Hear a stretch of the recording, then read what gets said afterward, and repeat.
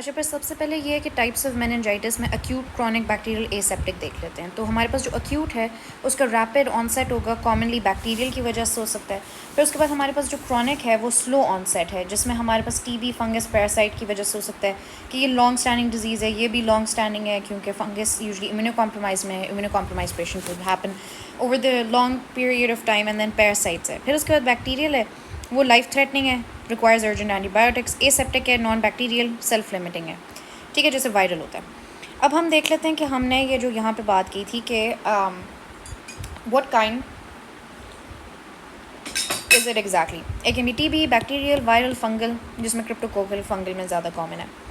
So let's see कि TB में क्या होगा। टीबी में हमारे पास लिम्फोसाइट्स होंगे। ठीक है, lymphocytes. Compare that to with bacterial, non tubercular bacterial meningitis, N for non tubercular, तो बैक्टीरियल में एन फॉर न्यूट्रोफिलिक प्रेडोमिनेंस है। और ये WBC बहुत ज़्यादा होगा, बहुत ज़्यादा, यानी मोर देन 1000 होगा। अच्छा, जो बैक्टीरिया है वो हमेशा ग्लूकोज खाता है, तो ग्लूकोज और ग्लूकोज ये दोनों इसमें डिक्रीज होंगे और दोनों में प्रोटीन को वो इंक्रीज़ कर देता है। ठीक है, क्योंकि एल्ब्यूमिन लीकेज हो जाती है तो प्रोटीन लेवल इंक्रीज़ हो जाता है। जब हम कल्चर्स और नैट टेस्ट करेंगे तो माइकोबैक्टीरियम इसमें आएगा, ऑब्वियसली उसमें तो टीबी कन्फर्म हो जाएगा। CSF एसिड फास्ट स्टेन जब हम वो करेंगे तो ये पॉजिटिव आएगा एंड ट्यूबरकुलस मेनिंजाइटिस होगा।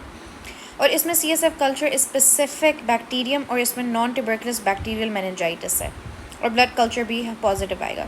तो इसमें हम क्या करेंगे, जब टीबी होगा तो स्टॉप एम्पायर ट्रीटमेंट और राइट थेरेपी स्टार्ट कर लेंगे। एंड नॉन टीबी में हमारे पास क्या होगा कि हम टेलर करेंगे एंटीबायोटिक को बेस्ड ऑन द कल्चर। ठीक है, वायरल हम देख लेते हैं। उसके में क्या हमें CSF एनालिसिस मिलेगा कि हमारे पास जो WBC है वो रेज्ड होगा। उसमें भी लिम्फोसाइट है, जैसे यहाँ पे भी लिम्फोसाइट है, लेकिन इसमें 10 to 100 ही होते हैं, बल्कि मैक्सिमम 1000 तक होते हैं।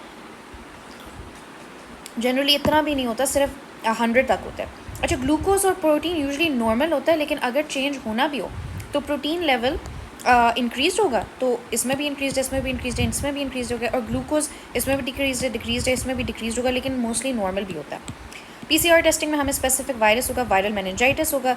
हम सपोर्टिव ट्रीटमेंट देते हैं, लेकिन फॉर एग्जांपल अगर एंटीवायरल ट्रीटमेंट की ज़रूरत पड़ जाती है, जैसे HSV या वेरासेला है, तो हम एसाइक्लोवेयर देते हैं, एनसाइटोमेगालो में गैन के क्लोवेयर देंगे। अब क्रिप्टो मेनिंजाइटिस में देखते हैं कि अगर पेशेंट में इम्यूनो कॉम्प्रोमाइज हिस्ट्री है, WBC काउंट बढ़ा हुआ है, for example it is less then 500 है, जैसे यहाँ पे भी लेस दैन 500 था। ग्लूकोज कैन बी नॉर्मल या decrease, protein can be normal और इंक्रीज। लेकिन ये है कि जब हम उसको क्या करेंगे, स्टेन करेंगे, तो हमें हेलो इफेक्ट नज़र आएगा।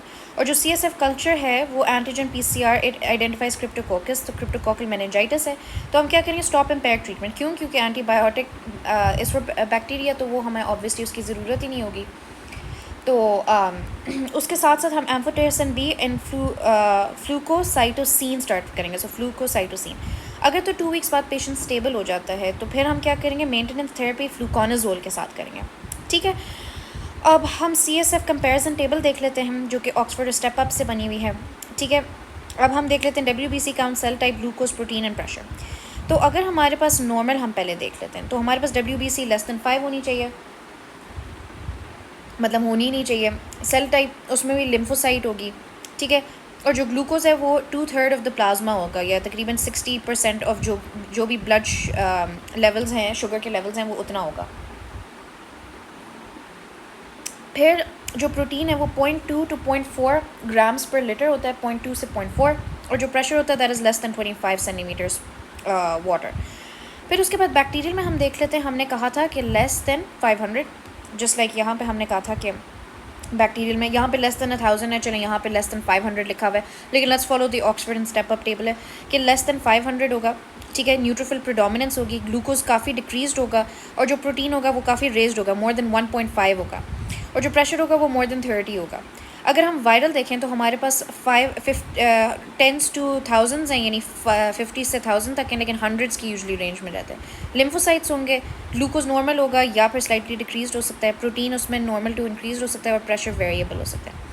टीबी में हमने क्या कहा था कि 500 से कम ही होगा, लिम्फोसाइट प्रेडोमिनेंस होगी, ग्लूकोज कम होगा, प्रोटीन ज़्यादा होगा, लेकिन ऑब्वियसली इसमें बहुत प्रोनाउंस्ड होगा, ये भी वेरिएबल होगा। फंगल में हमारे पास लेस दैन 1000 हमने कहा था, इसमें भी हमने कहा था कि लेस दैन 500 है। यहाँ पर बस ये थोड़ी सी डिस्क्रिपेंसी है कि टीबी और क्या कहते हैं, सॉरी टीबी नहीं, हमने कहा था कि यहाँ पे नॉन टीबी में यानी वायरल में लेस दैन 1000, अच्छा इसमें भी sorry non TB as an bacterial, यहाँ पे लेस दैन 500 है, यहाँ पे लेस दैन 1000 है, तो ये थोड़ा से इसमें डिस्क्रिपेंसी है। लेकिन if you follow this table तो लेस दैन 1000 लिम्फोसाइट प्रोडोमिनेंस, ग्लूकोज कम है, प्रोटीन ज़्यादा है, एंड प्रेशर मोर देन 30 होगा। तो दैट्स हाउ यू नो कि ये मेनिंजाइटिस है एंड इसकी क्या ईटियोलॉजी है।